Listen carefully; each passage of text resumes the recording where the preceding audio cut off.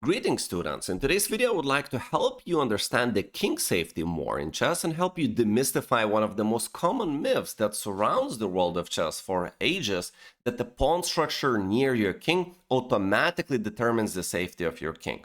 Let's take a look at this pawn structure and position from very popular King's Indian opening variation. Black has pushed the pawns to f4 and g5, and if we were to base the king safety on how the pawn structure looks near the king, then black's king would be in danger here, because they have pushed the pawns further than white did from their own king. Now, any King's Indian player who plays this at least once a year knows that this is a lie. Black's king is safe, and white's king actually is in danger. Black gets a kingside attack. Now, why is it so? Because what makes the king vulnerable are opponent's pieces coming to get it.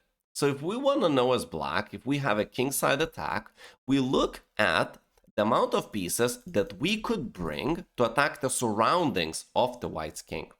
So for example, these squares like h2, g3, g2, h3, black can bring more stuff to attack those squares than white can bring defenders. For example, rook f6, rook h6. And we'll look at h2. Queen e8, queen h5, and the queen comes.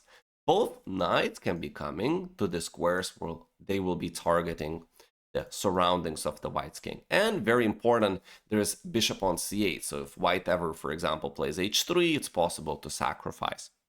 That's why black gets a kingside attack here. And if you look at the amount of pieces that white can bring to the attack, it's 0. There is no chance of doing that. Now, why this pawn structure allows black this? Because of space that we have. So we have more room. So that's why the pawn structure, or the space advantage that you gain on the sides where the kings are, will give you likely a kingside attack.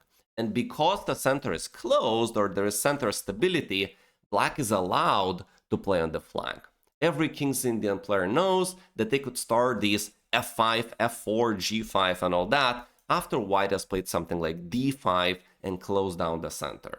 Now, white is not saying no to this pawn move because they are also benefiting from that. They have gained space in the center and the queen side, and their counterplay is going to be connected to the pawn break c5 and queen side activity. But it's black that gets a kingside attack.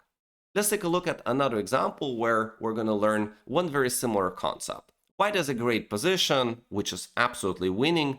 I would like you to pause the video and try to find a way to win here for white in the short term.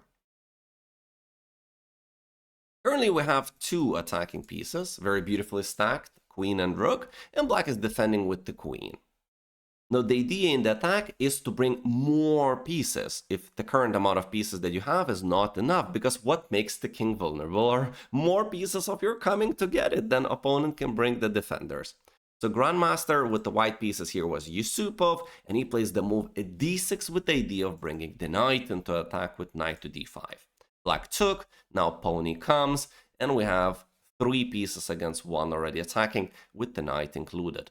So we have knight e8, now queen is gonna come to f8, forced trade.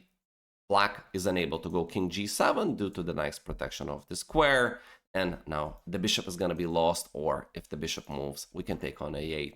So white won the game with the attack by involving an extra piece into the attack. If you want to learn more about this, hire me as your personal online chess coach. You could see my contacts on the left side of the screen. Thank you so much for watching, and I will see you in the next lesson. Bye-bye.